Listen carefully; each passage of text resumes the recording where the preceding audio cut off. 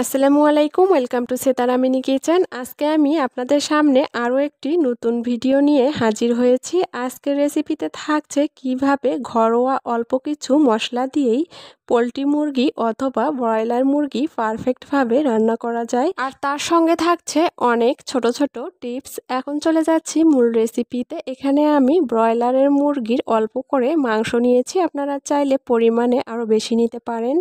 এখন এর মধ্যে দিয়ে দিচ্ছি অল্প করে লবণ হাফ চা চামচ দিয়ে দিচ্ছি হলুদের গুঁড়া।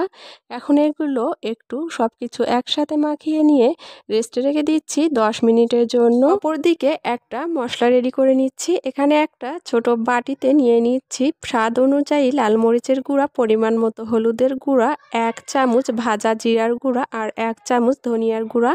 এখন এর মধ্যে অল্প করে পানি দিয়ে সব কিছু একসঙ্গে মিক্সড করে নিব।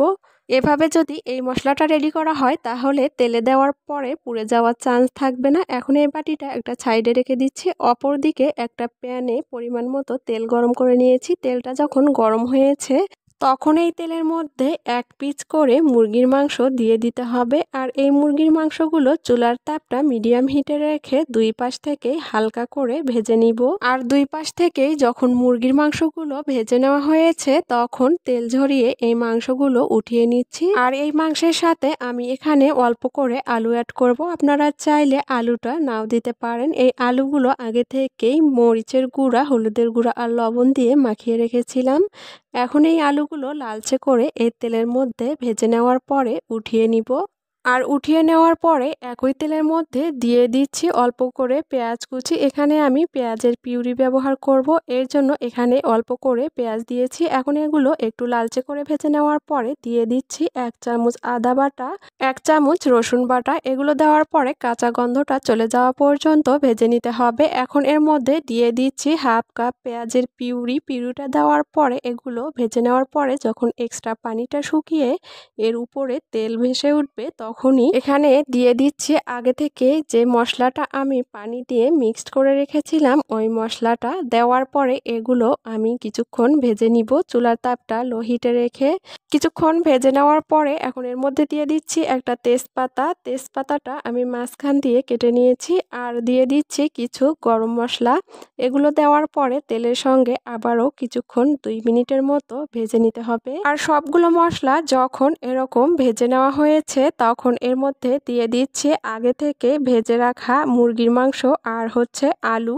এগুলো দেওয়ার পরে সব কিছুর সঙ্গে ভালো করে মিশিয়ে নিতে হবে।